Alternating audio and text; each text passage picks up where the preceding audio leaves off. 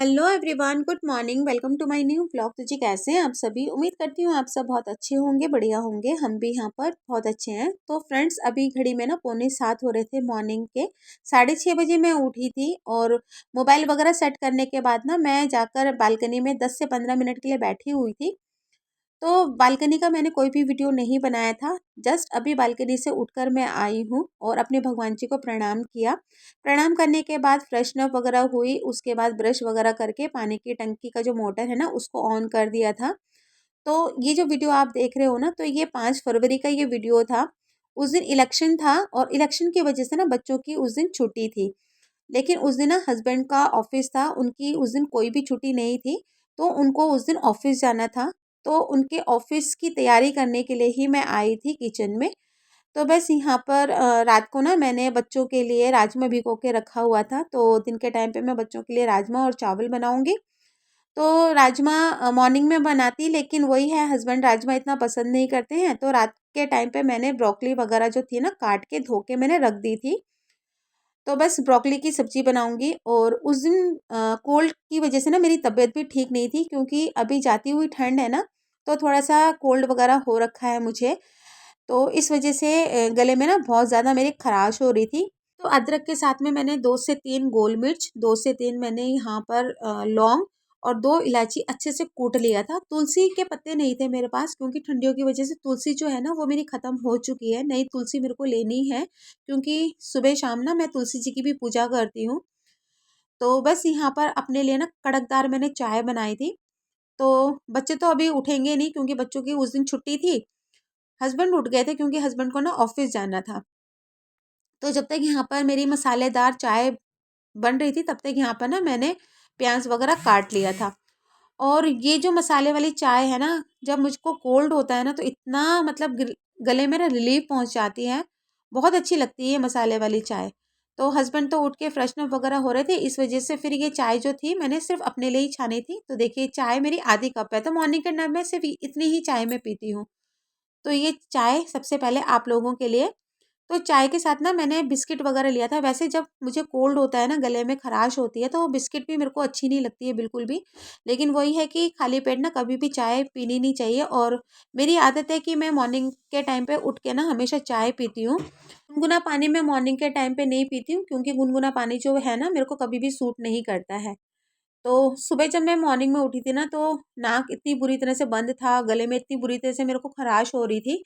लेकिन जब ये चाय पी रही थी ना, और ये चाय जब गले के अंदर जा रही थी ना, तो इतना आराम लग रहा था मुझे, इतना रिलीफ मेरे को मिल रहा था। ऐसा लग रहा था कि बार बार ना यही चाय बना बना के मैं पीऊँ।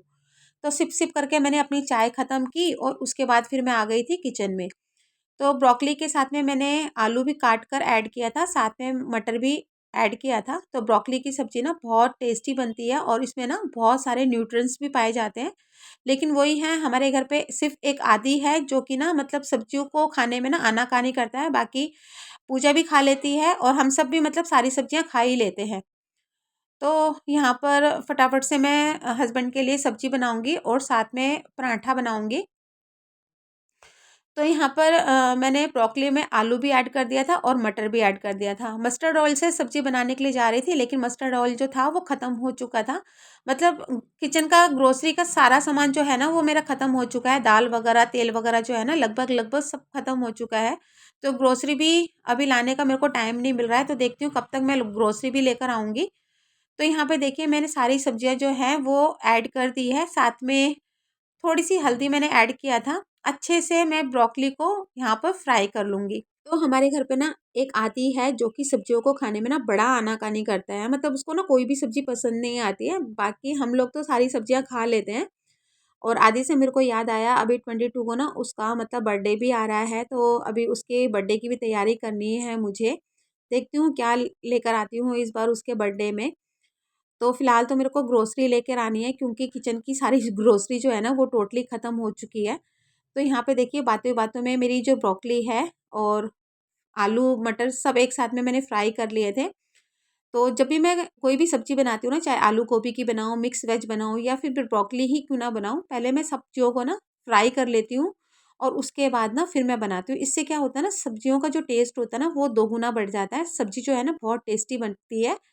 तो फिलहाल यहाँ पर मैंने सेम कढ़ाई पे तेल ऐड किया था, तेल में डाल दिया था ज़ीरा और उसके बाद 2 तेज़पत्ता ऐड किया था और उसके बाद प्याज, प्याज को ऐड करने के बाद 2 से 3 हरी मिर्ची भी मैंने इसमें ऐड की थी, अच्छे से भून लिया था।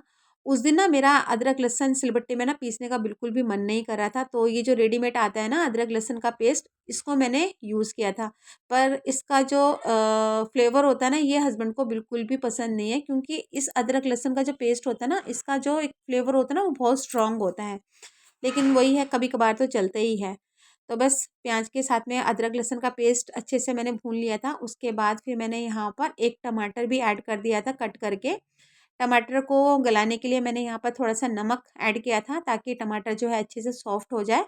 तो जब यहाँ पर टमाटर अच्छे से सॉफ्ट हो गए थे, तब मैंने यहाँ पर घर के जो बेसिक मसाले थे वो मैंने ऐड कर दिया था।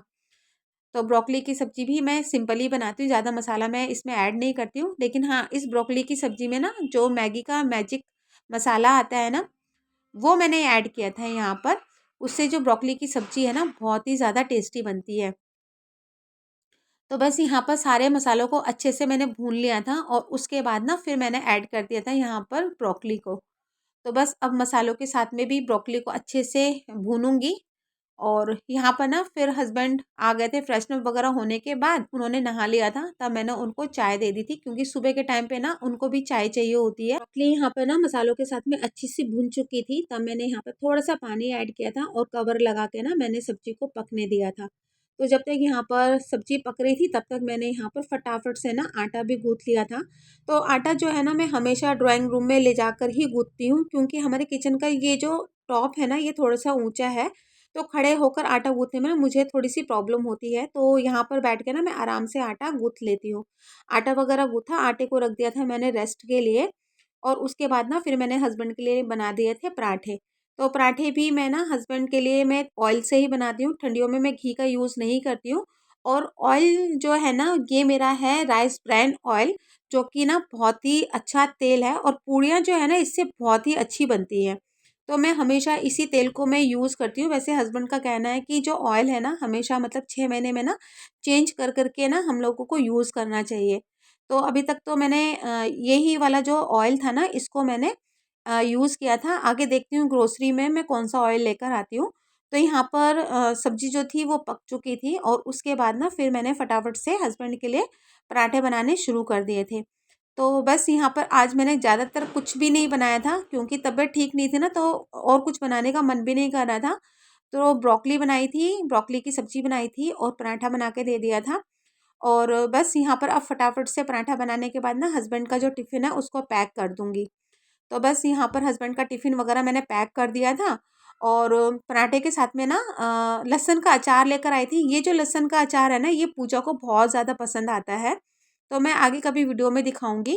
तो ये लहसुन का अचार ना हस्बैंड को भी बहुत अच्छा लगता है। मुझे मतलब इतना पसंद नहीं है, लेकिन पूजा को और हस्बैंड को ना बहुत अच्छा लगता है ये लहसुन का अचार। तो ये मैं मार्केट से ही लेकर आई थी। तो पराठे के साथ में मैंने लहसुन का अचार रखा था और साथ में ना मैंने सैलेड काट के रख दिया था। तो हस्बैंड मुझे बोल रहे थे कि मेरी जो वोटिंग की पर्ची है और जो आधार कार्ड वगैरह है वो निकाल के ना मुझे दे देना, पहले मैं वोट डाल दूंगा और फिर मैं वहीं से निकल जाऊंगा ऑफिस के लिए। तो उस दिन हस्बैंड जो थे ना, वो थोड़ा सा जल्दी निकल गए थे, क्योंकि वोटिंग टाइमिंग जो था ना, वो मॉर्निंग के 7 बजे से आई थिंक शाम के 6 बजे तक का था। और शाम के टाइम पे हस्बैंड कब रिटर्न करते ऑफिस से उनका कुछ कंफर्म नहीं था, इसलिए हस्बैंड बोल रहे थे मैं पहले वोट डाल दूंगा मॉर्निंग में ही और उसके बाद ना फिर मैं निकल जाऊंगा ऑफिस के लिए।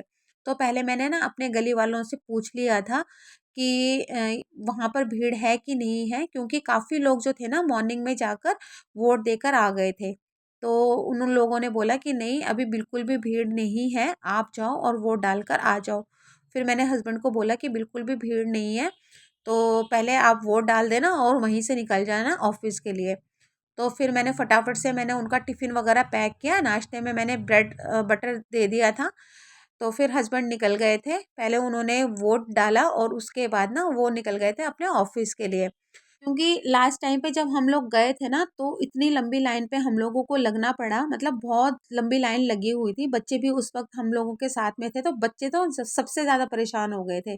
तो एक बार तो मैंने सोचा था कि हस्बैंड तो निकल ही रहे हैं वोट डालने के लिए, तो हस्बैंड के साथ में मैं भी चली जाती हूँ। हस्बैंड वोट डाल के ऑफिस के लिए निकल जाएंगे और फिर मैं वोट डाल के ना अपने घर पे आ जाऊंगी।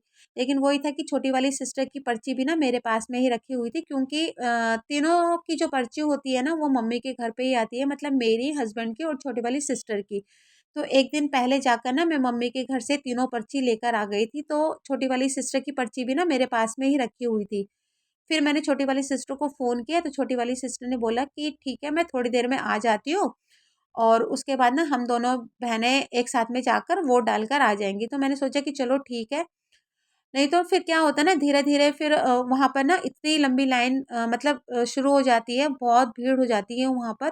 फिर घर पे आके फिर बच्चों का नाश्ता बनाना, फिर बच्चों को दिन का खाना बनाना ना बहुत लंबा मतलब हो जाता है, बहुत टाइम लग जाता है। तो इस वज़ह से मैं सोच रही थी कि मैं अकेली जाऊँ और अकेली जाके ना फिर वोट डालकर मैं आ जाऊँ। लेकिन वही था कि छोटी वाली सिस्टर का मेरे पास पर्ची रखी हुई थी, तो मैंने बोला चलो दोनों की दोनों बहनें एक साथ में जाएँगे और वोट डालकर आ जाएँगे। तो फिर मैंने अपने घर के जो काम थे वो स्टार्ट कर दिए थे जब तक छोटी वाली सिस्टर आती। तो बस फटाफट से मैंने अपने बर्तन वगैरह जो थे उनको अपनी-अपनी जगह पे अरेंज कर दिया था। घर को थोड़ा बहुत मैंने अरेंज कर दिया था, साफ-सुथरा कर लिया था। पूरे घर पे मैं झाड़ू लगा ही रही थी, इतने में ना छोटी वाली सिस्टर भी आ गई थी। तो छोटी वाली सिस्टर ना साथ में बुग्गू को भी लेकर आई थी, और बुग्गू को तो बहाना चाहिए होता है अपने भाई-बहनों के साथ में खेलने के लिए। तो फिर मैंने पूजा को उठाया और इस टाइम पे ना घड़ी में 9 बज रहे थे। तो फिर पूजा को उठाया और उसके बाद ना हम तीनों बच्चों को ना फिर लॉक करके वोट डालने के लिए गए थे। और जब हम लोग वोट डालने के लिए गए ना, सच में बिल्कुल भी वहाँ पर ना भीड़ नहीं थी। हम लोग आराम से गए, आराम से हम लोगों ने ना वोट डाला और फिर ना अपने घर पे हम लोग वापस आ गए थे। तो आ गए हम लोग वोट डाल के। बिल्कुल भी भीड़ नहीं थी, बस जस्ट गए और वैसे ही आ गए हम लोग डाल के।